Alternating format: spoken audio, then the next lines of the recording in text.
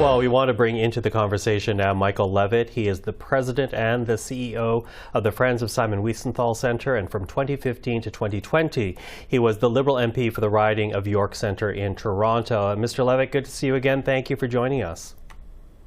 Thank you very much for having me on, Michael.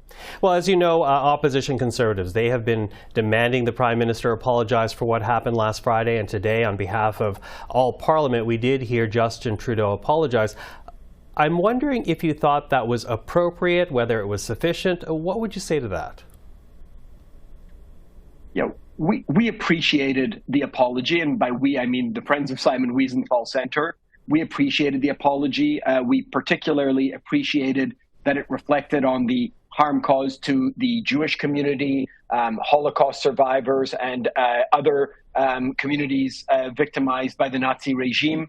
And I think also importantly, given the international ramifications and fallout that have existed in the aftermath of Mr. Hunka, being lauded in Parliament, the mention of our allies in Ukraine was incredibly important. In particular, of course, President Zelenskyy, a Jew who has pushed back against, remembrance and glorifying of the very types of units that Mr. Hunka was in. Was important that we expressed, that the Prime Minister expressed, an understanding of the impact on the Ukrainians.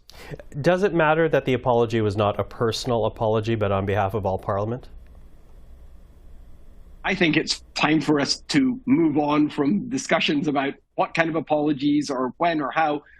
It was an apology. We've seen the resignation of Speaker Anthony Rota.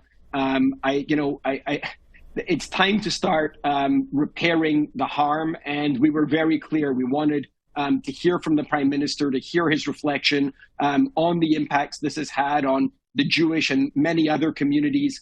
We got that today. Now let's start, mending and working to repair the damage done. I'm wondering, when you say repair the damage, what else would you like to see? What lessons do you think need to be taken out of the incidents that happened on Friday? I think there's some immediate things, and I think there's some longer term, kind of bigger picture things. In the immediate, we've called for there to be a parliamentary hearing, I would think potentially through PROC. Although, my parliamentary mind is not as sharp as it used to be in terms of kind of protocol, but potentially PROC looking into, again, this issue of vetting and security on the Hill, visitors coming on. It's been a very tangled web of explanations in terms of Speaker's office versus Sergeant at Arms and who has, authority and how things are getting vetted. Let's get some answers on how this happened, but more importantly, Michael, let's get some answers to make sure that protocols are put in place to ensure it never happens again. I'm sure you know Michael Mostyn of B'nai B'rith Canada, and it was interesting to read a bit of his comments today, because he says this episode is a reminder that Canadians need to know more about the Nazis and the Nazi allies who were allowed to enter Canada after World War II. And in the mid-'80s, as you know, there was the Deschênes Commission concluded that there were Nazis who settled here after the Second World War. But they never made public the second part of their report, specifically on the people who did gain access to Canada. What should happen on that front, given what took place here last Friday? So I think you've raised two important points with that, and I concur with a lot of what Michael Mostyn at B'nai B'rith has said on this issue. Let me address the first issue first, though, and that was the point about people not being aware, not having an understanding of the Holocaust and the dynamics in Europe and history, Canadian history, international history writ large. Friends of Simon Wiesenthal Center is an organization that is focused and foundational to us is Holocaust education and remembrance, as well as education on genocide and on human rights.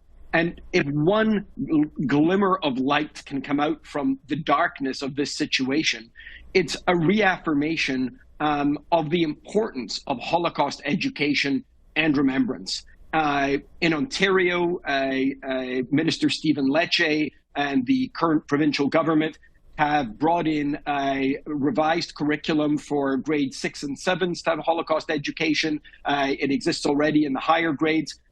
This is an opportunity to be able to spread that message across Canada and to have Holocaust education standards reflected in other provinces. And not just for students, I think for teachers, for parents, for parliamentarians, for all of us, it's an opportunity to reflect on the importance of a greater understanding of that, one of the darkest chapters in history.